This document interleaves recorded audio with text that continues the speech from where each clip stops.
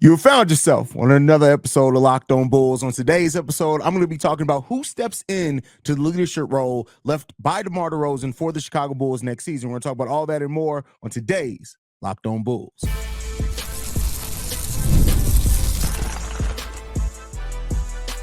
You are Locked On Bulls, your daily Chicago Bulls podcast. Part of the Locked On Podcast Network, your team every day. Thank you for tuning in to another episode of Locked On Bulls, member of the Locked On Podcast Network, where it's your team every single day. My name is Haize, host and creator of the Chicago Bulls Central and Chicago Bears Central YouTube pages and podcasts. And today's episode is brought to you by FanDuel. Now through September 22nd, all FanDuel customers can bet $5 and get 3-week free trial of NFL Sunday Ticket from YouTube and YouTube TV. Just visit FanDuel.com to get started. All right, y'all, let's go ahead and jump into it for today. So I want to talk about this viewpoint, standpoint, however you want to view it, right? Is that we know whether on court, off court, whatever, the Chicago Bulls had been missing a leader for a while, right? And as much as Zach LaVine is the highest paid player with the Chicago Bulls, he's never really been the most verbal leader, either before or after his contract. And that understandably so has brought a lot of kind of criticism headed towards Zach LaVine. When you sign the largest contract in franchise history, whether right or wrong, people look at you and expect you to become the leader, to be the leader on the court for that team. And Zach LaVine has never really been the most verbal, rah-rah guy. He is a guy that, especially when he gets hot, is going to lead your team definitely in scoring and is going to make some and have some pretty big performances in some big games, right? He's going to do that. He's going to put up some big numbers at times, but he's never really grown into that leadership role. And, the Bulls, I'm sure, were hoping that he would have grown. And, I've quoted Zach LaVine a lot. He said, this was out his mouth, where he said, me getting this deal makes me want to step my game up to new heights that I've been before. I don't feel complacent after getting this deal. And since then, via a mixture of injuries and other things, it's never quite been that, right? I don't think anybody's really going to make the case for Zach LaVine being this huge leader for the Chicago Bulls, because he hasn't really done that. Again, outside of some of the performances of the court, he's had 40-point, he's had 50-point games, things like that. He's had really big scoring explosions. And so, he's going to do that. But the leadership aspect of it, and even more so than on the court, right? And, some of the clutch moments and things that DeMar DeRozan didn't lead this team in, it's also, the mentorship aspect that DeMar DeRozan brought, in his episode with on Podcast P, right, with Paul George, and him talking about he just wanted to be involved in the young players in Io and Dalen and Patrick Williams and Kobe, and be a part of their development and then winning, right? And even saying so much that he looked at it and said, listen, if we can't right this ship, the ownership is going to change direction from up top, and that could impact you guys getting to the place of having success, right? Because it could get worse for you here. And so ultimately, DeMar DeRozan definitely stepped into that leadership, that mentor role. That's not to say he was the only one. Alex Caruso, through his efforts at times, was definitely that as well.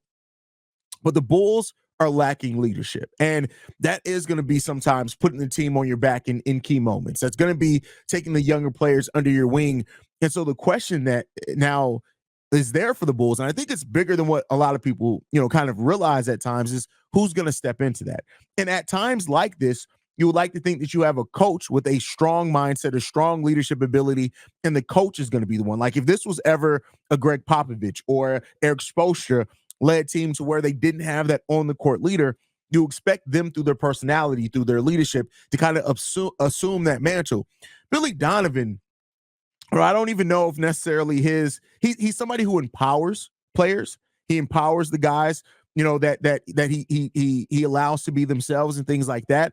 But I don't even know if Billy Donovan is necessarily that type of rah-rah leader that, if you don't have that on the court, he's gonna galvanize your team to really come together and things like that. So, that's an aspect of that as well, right? So, the Bulls are missing some leadership. And Kobe White has talked a little bit about it this offseason in his time, talking about how, he wanted to take Manas Bucilis under his wing. And he's talked about things like he learned from DeMar and he wanted to impart on the young players. Patrick Williams has even said a little bit of that in Summer League. But then again, we all know Patrick Williams isn't really a verbal guy.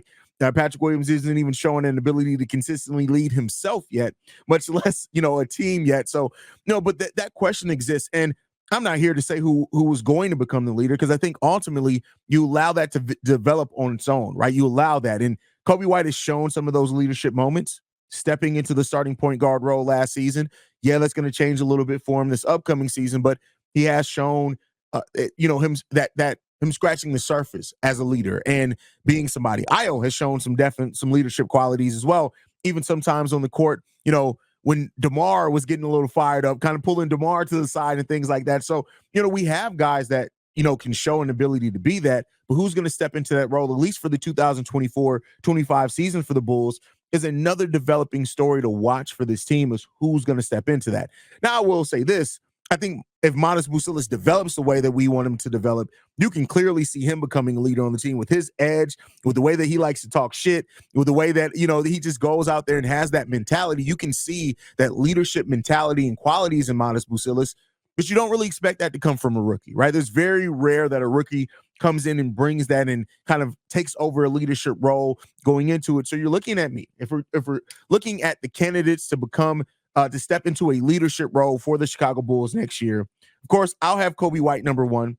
I think that through Kobe's growth last season, the way that he stepped up hugely for the Chicago Bulls last year, the fact that he's going to be stepping into a spot where he may be expected to be the leading scorer for the Chicago Bulls. He's still going to have the ball in his hands a lot on the court, and he's been through it. Like, he's the guy right now that you look at on this team, and he's grown his game the most, right? Both offensively and defensively. From where he started at to now, he's kind of refined his game the most, and we see him putting in work every single offseason to improve parts of his game that just, maybe have been weaknesses. And that's something that we're looking for Kobe as well this season. Has he become a more consistent player as well, right? So Kobe is definitely a candidate for that. You look at Zach LaVine is still just as the leading scorer, as one of the longest tenured Bull. Definitely, you still have to put him on that list, regardless of how you feel about him, his contract situation or whatever. Maybe he steps up as that verbal leader for the Bulls. And then I'll say this. I'm not saying that this should be the popular or even, one of the most likely scenarios, but Josh Giddey has the chance to be that as well. Like, as the point guard, he's going to be running the point this year. He's going to have the ball in his hands a lot. He on this Bulls team, he's had the deepest playoff runs, even though that's come from another player being the leader of that team. But maybe he shows a little bit more leadership skill as well. I don't know how I feel about that. Josh Giddey is kind of one of those quiet guys as well. And then Ayo Dosunmu also has that chance this season. Keep in mind, I'm strictly talking about this season. If we're talking about long-term in 2 or 3 years down the road, Matas Buzelis would definitely be on that list. And I think he probably should be one of the guys on that list if you're talking about that. But again, rookie, not putting that or expecting that on a rookie. So somebody has to step up. Teams have leaders, and teams with no real leadership, if the Bulls don't develop that or don't have that leadership this upcoming year, that's another thing that goes against this Bulls team really exceeding expectations for the 2024-25 season, in my opinion, right? Because I don't know the last time a team with no leader, and if it's not the coach as well, doesn't really or really kind of exceeds expectations. They may hit expectations, but exceeds them. I just don't know if they do that without having that leader and not a clear direction. We're still trying to figure out the play style. We're still trying to figure out the pecking order on this team. All that happening at the same time or going into a season where you may not have a leader outright as well.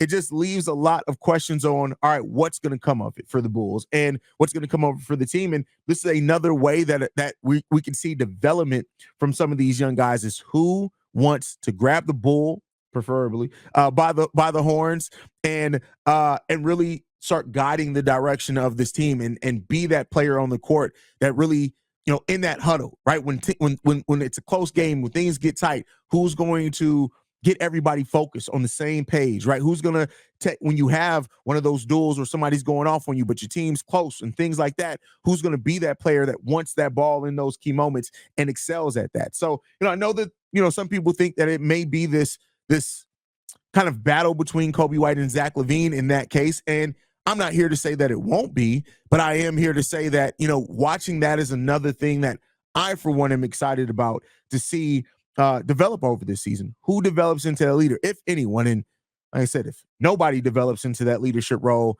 I'm probably going to have even more questions and more doubt about this team. And so, over the first 15, 20 games or so, really start watching that. And let me know what you guys think down below on that as well. If you're watching the YouTube side, who do you think develops into that leader? Not just in role, not just in like the big shots in the clutch time, not just that, but who grows into that leader, that mentor on this team. We got a fairly young team, so you're looking at a young guy either way being that mentor. Let me know what you guys think on that down below. Now, with that said, next up, we're going to be talking about the Bulls. Most Bulls players reporting to the early practices so far for the Chicago Bulls. Again, unofficial practices. They can't officially practice yet, so it's unofficial. Billy Donovan can't host those, but we're talking a little bit about that. But first, we got to get into a message from one of our sponsors, and that is FanDuel.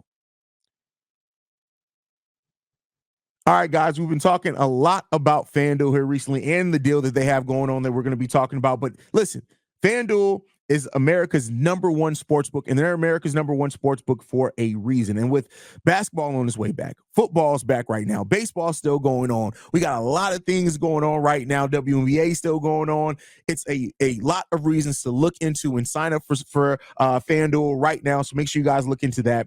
And we have a little something different for you as well.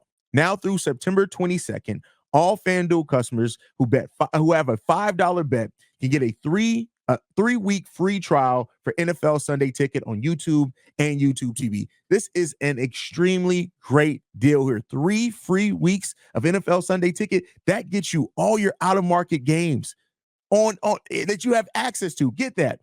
Then with the YouTube TV base plan, you'll be able to watch every regular season Sunday afternoon out of market game. All you need is a Google account and a current firm of payment, and you can cancel at any time. And if that's not enough, be sure to check out FanDuel's Profit Boost in-app and use it for FanDuel's double the winnings for all your Sunday 9:15 pregame money line bets. Profit Boost will be starting live Thursday 9/12, so make sure you guys go over to that. Just visit FanDuel.com to download America's number one sports book. All right, Bulls fans, thank you guys for tuning in to Locked On Bulls and making us your first listen every single day. Now for your second listen, make sure you guys are checking out Locked On NBA as well. Make sure you guys are checking them out.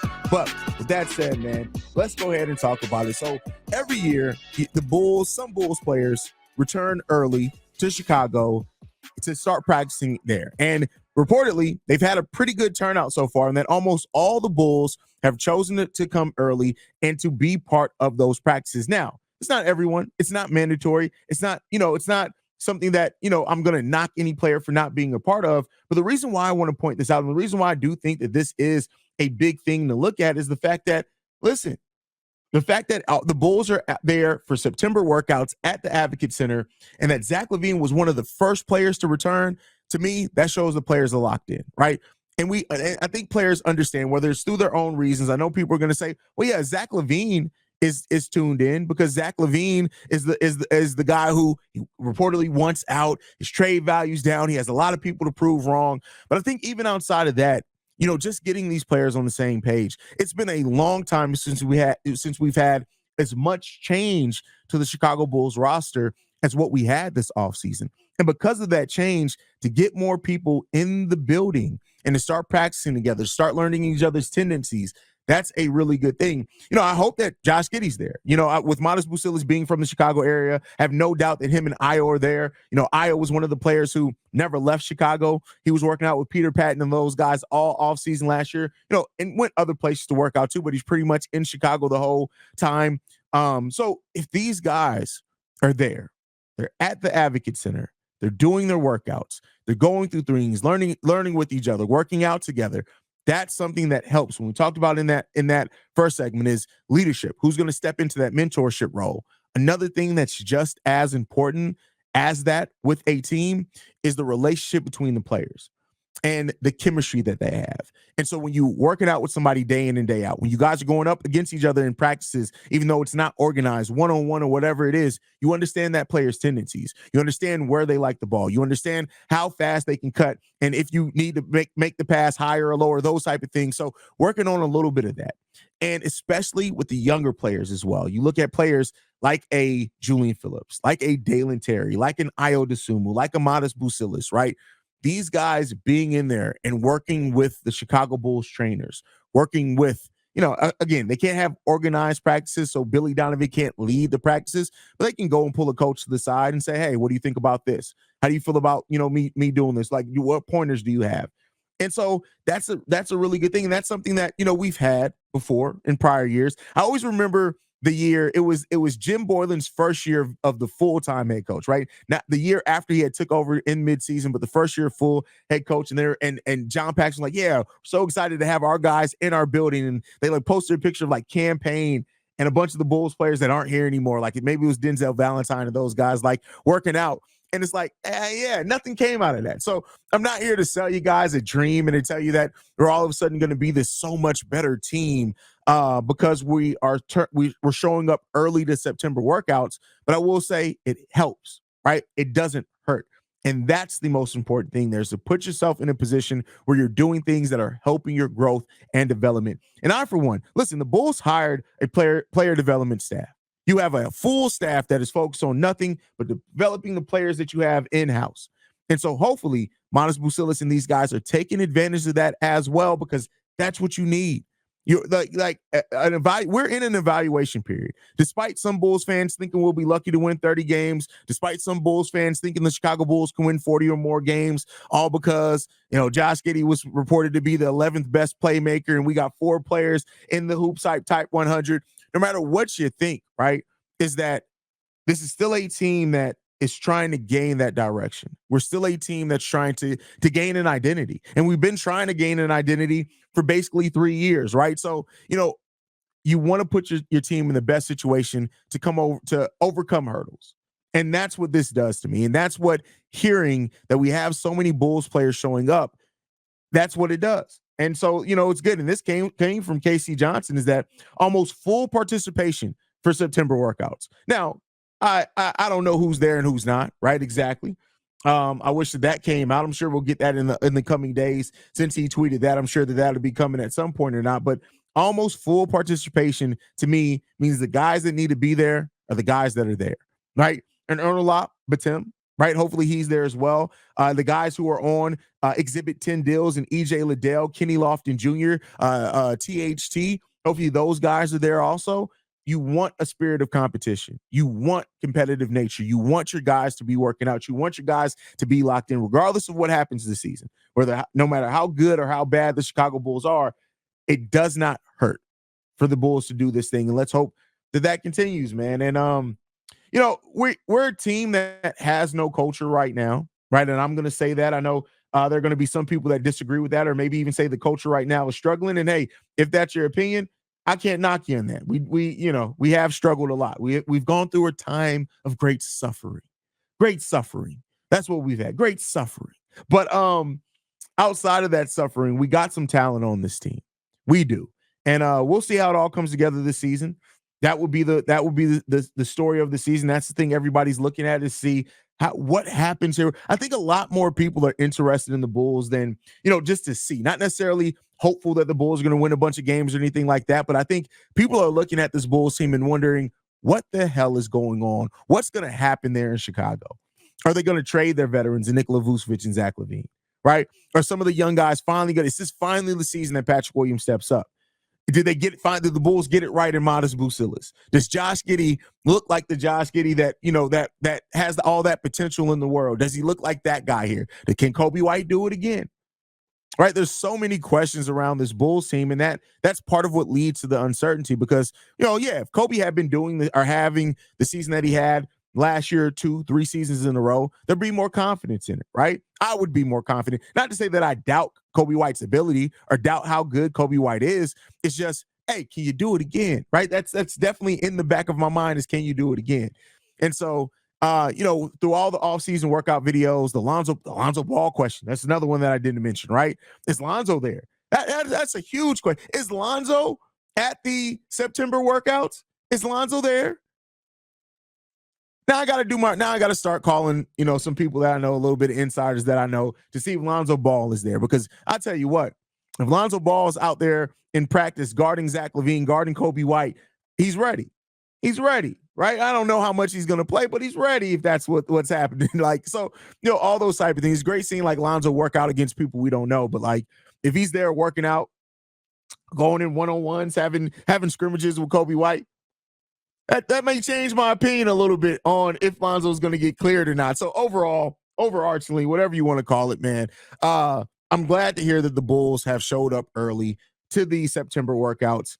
And let's hit the ground running this season for whatever the season is going to turn out to being. Put yourself in the best situation to get the most out of it. And I think that's the most important thing. With that said, next up, we're going to talk about another one of our sponsors, man. But we are going to be talking about the Bulls have announced who's going to be part of their coverage team for the Chicago Sports Network. But before we talk about that, we got to get into a message from one of our sponsors, and that is BetterHelp.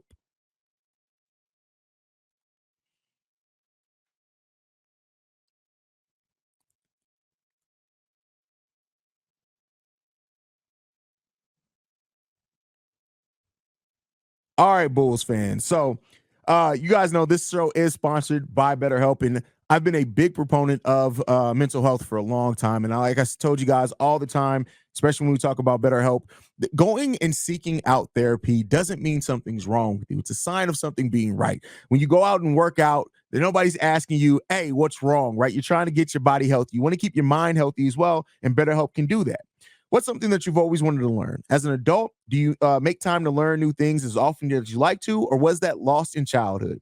Kids are always learning and growing, but as adults, sometimes we lose that curiosity. What's something you like to learn? Gardening, a new language, or maybe how to finally beat your best friend at bowling?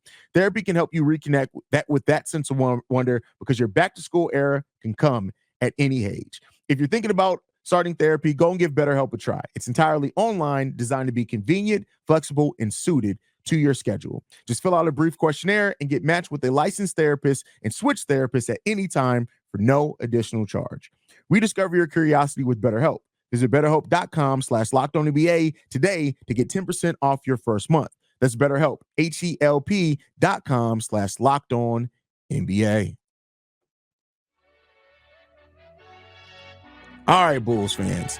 Before we go today, I want to talk about or follow up on something that we talked about earlier. We talked about the fact that Will Perdue was informed that that he will not be part of the Chicago Sports Network, at least not as a full-time member. They may bring him on as a guest, and so that led to some speculation on who would be the broadcasting team for Chicago Sports Network in their in-studio show.